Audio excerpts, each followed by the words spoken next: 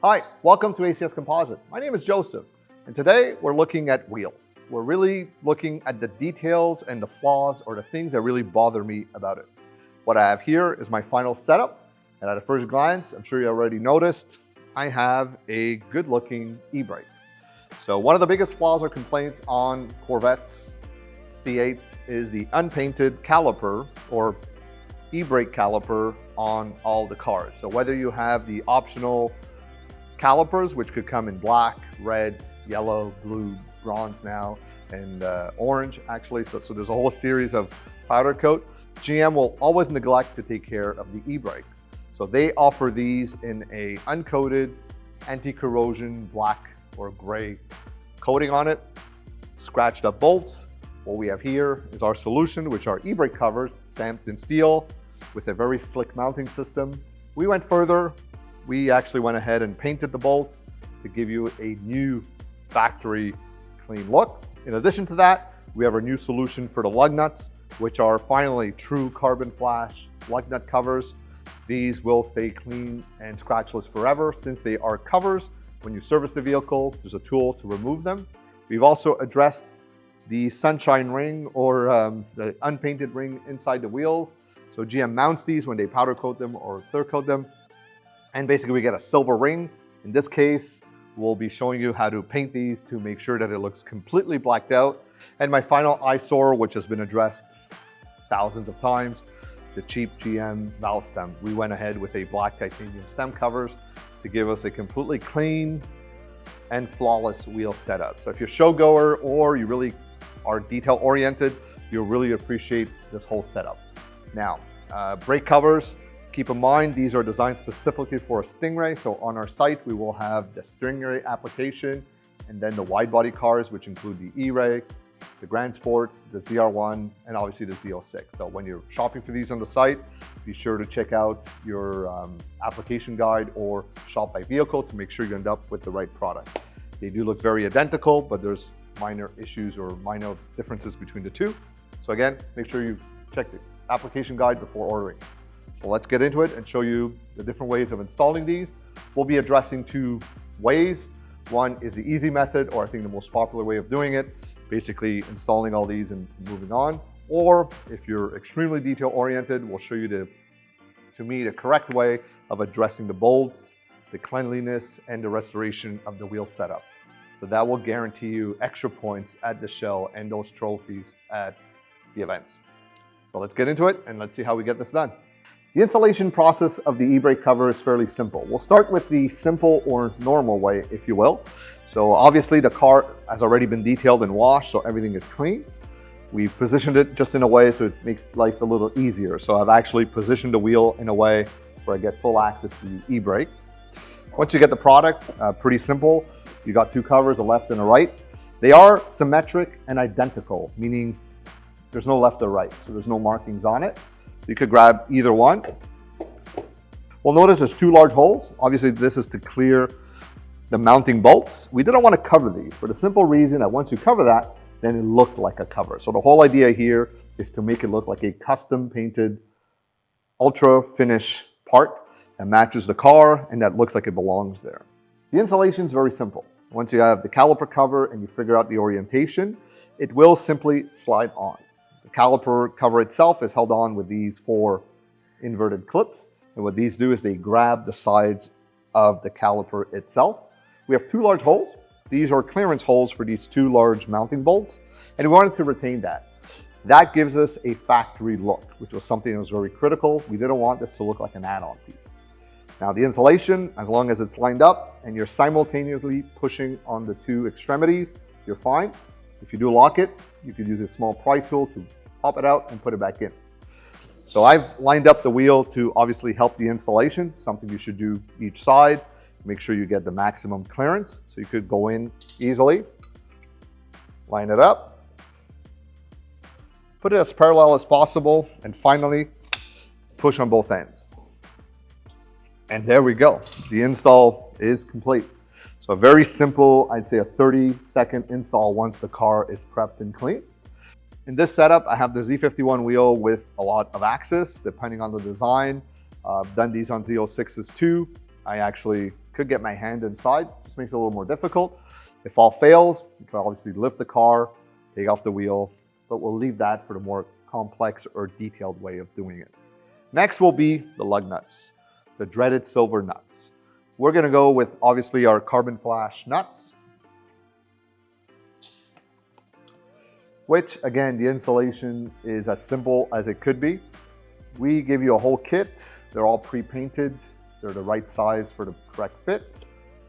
And we give you a spare. So God forbid you lose one, you damage one, you always get 21 for the kit and obviously 5 per wheel. Installation, again, very similar. Line it up once I'm in and press to install. I want to make sure I go all the way in. Obviously you feel it bottom out.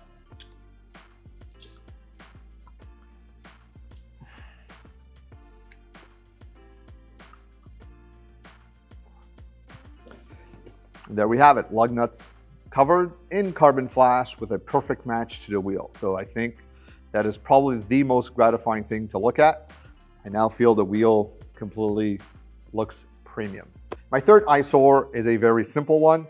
It's the valve stem cover. GM ships every car with these generic plastic gray stems, which are outright silly, but I get it. It's efficiency and production. These don't belong on the car. So most of our customers I've seen, they come in, they got some bulky, larger ones with a Corvette insignia, which is great if you want to showcase the brand. To me, I'd rather go with something more subtle. So we've made our own, which are basically titanium black stem covers. And they're basically as small as they could be so that they could be machined. And I think they're just perfect. So it's just a small detail. You torque them on. They look black. They got a little ACS logo on the side, which is barely visible, but still something we're proud of, so we show it off. And now we got a wheel that to me looks correct. I no longer see the unpainted cover. I got my lug nuts, which have been hidden the way they should be. And finally, a black stem. That completes my 3-minute upgrade of our wheel to be able to roll into a show and just be at that extra level. Next, we'll now talk about the obsessive way of doing this, or the detail-oriented way. In that process, I'll take out the wheel, I'll clean everything I need to do. I'll be addressing these ugly lug nuts or these ugly bolts, which bother me. And my next issue is when we look deep inside the wheel, we'll notice GM doesn't powder coat or paint the end of the cone of the lug nut area, which just looks like a sunshine of gray, which is just very wrong. So what we'll be doing is we'll be doing this 2 different ways. We're gonna try to go paint that, show you how to do that, and basically reassemble everything. And finally, I'll show you different options. These caliper covers are available in every single brake option. I believe there's 6 as of today. And we're color matching every color. So in this case, Sebring orange, not available on the brake caliper, although there is like a satin amplified orange caliper, we'll offer that too. So I think the whole rainbow adds up to 17 or 19 colors as of today and constantly changing. So you will be having a lot of fun to make it your own. Before we go ahead and remove the wheel, I feel I need to explain how the lug nut covers would get removed. Fairly simple, a steel stamped or bent tool is included. And the lug nuts themselves do have a recess on the side. So when there's a little step, what we do is we install the tool, squeeze it, and gently pull it out. I'll be also showing you, I guess, an intermediate way of taking care of the sunshine ring inside the wheel. It'll be basically to remove 1 lug nut at a time so you don't have to jack up the car if you don't want to. Start by removing the first one. I got pressure on it, I pull it out, off it comes. So if you don't want to jack up the car, you don't have a jack, one way to go about it is to basically remove 1 lug nut at a time. The car could be on the ground, protect the surface, use the optional carbon flash paint that you could select when ordering the lug nuts or the caliper cover, and basically go paint that. Removing the lug nut is fairly simple. Obviously breaker bar, protective lug nut tool, which I really love, nylon coating, and obviously recess for the lug nut itself.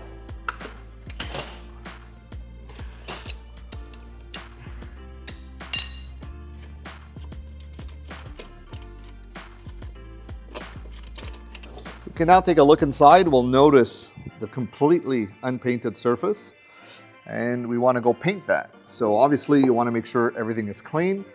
We had cleaned the whole car prior to the video, but if you're doing this in your driveway, you want to go in there with either a Q-tip or a small rag, some alcohol, and just clean the whole surface. Want to make sure it's ready. 2, you want to protect the thread itself. I'm using our stud extenders, which are great to remove wheels, but also great for this one application. I'm putting masking tape on the tip, and this is the ultimate thread protector, I guess. And now I got some protection of the thread. 2, I'm using a carbon flash touch-up toolkit, which is basically the same paint code. And this has different tools. I'll be using, obviously, the paintbrush to go inside and paint the flange.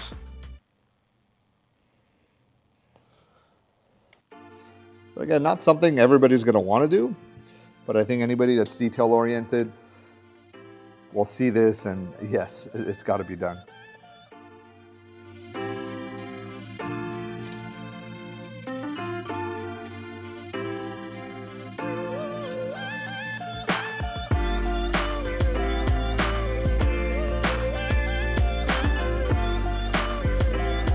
Fully coated ring, I'm now going to throw some hot air into it. You can use a blow dryer or a heat gun, just trying to get that paint to harden so I can put the lug nut back on and obviously be a little more efficient.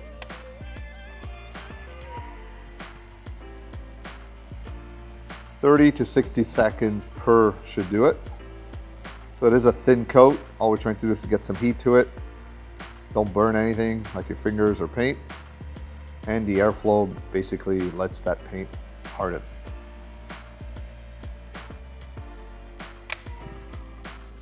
Reinstall the lug nut. Always hand start these.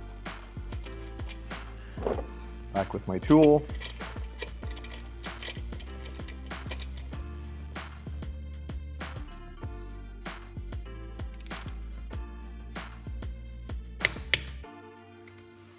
So instead of doing this now, I'm basically going to remove the wheel and we'll go do the detail way of doing the rings and the caliper bolts.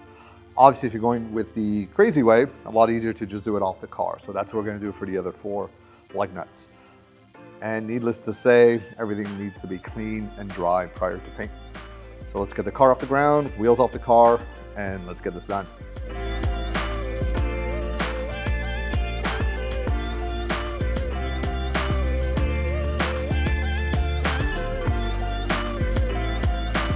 Let's carry on with the caliper cover. If you do need to remove them, you could use any trim type tool or flathead screwdriver. You know where the clips are located. Basically pry and gently slide it out. Again, we previously cleaned the whole car. If this is a daily driver, you should be decontaminating these bolts. And even on a brand new 5-mile car, these come right out of the factory scarred. So my suggestion, clean the car, use some alcohol. You could also use some Scotch-Brite just to scuff it up, make sure there's no grease on it. Again, use the optional carbon flash trim paint if you don't already have some, and just paint it. So the idea with touch-up is always to use multiple thin coats. Don't be greedy, because that leads to runs.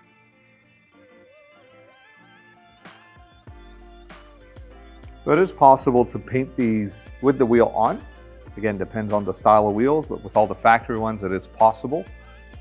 But in this case, if you're going this crazy, you might as well get the wheel off, detail the wheel, clean the wheel liner, suspension, and just again, maintain it and go to the next level of detail orientation. Next, I'll be jumping on the wheel while that dries. While the caliper bolts dry, I'm jumping on the wheel. We'll notice once the wheel's off, completely clean, decontaminated, a lot easier to do. We're dealing with a flat surface. The paint is less likely to run and just easier to work on. So no stud or threads to worry about. I just have to worry about the flat horizontal surface. As I stroke, I always try to go towards the middle or the center so I don't obviously dabble the painted part of the car or the wheel.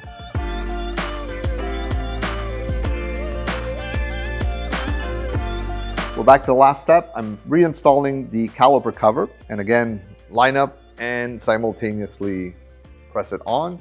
We now get a much better view of what's going on. And there we go. The press points are really the outer ones, and right next to that bolt, we want to make sure we get a nice little tight seal with enough pressure on the 4 tabs. If I feel it's loose, I could take them off, use a pry tool, and just bend them inbound. But generally, you could do this 4 or 5 times without any issue. And you got in this case, a color matched finish. As the wheels dry, we'll reinstall those, put the stock lug nuts back on, torque them correctly. Obviously, we'll do all 4 corners. In my setup, I did C-ring this side, gloss black to match the caliper. We'll take the car out, get a final look, and we'll evaluate if all this effort was worth it. I think it's spectacular. I would go all out, take care of all the little issues, and make the wheels as perfect as possible.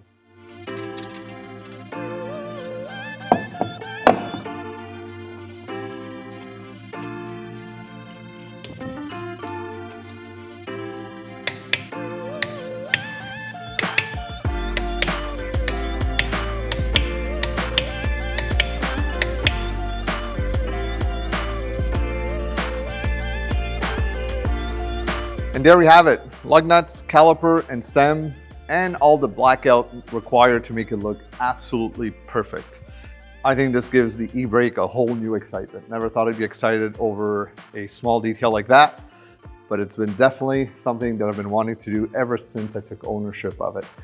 And my choice is color match to the vehicle. So we'll take the car out, I'll show you the black on black and orange, and we'll see what you guys prefer. So as always, be sure to subscribe, follow us, lots more stuff coming out as we get back into the 26th season.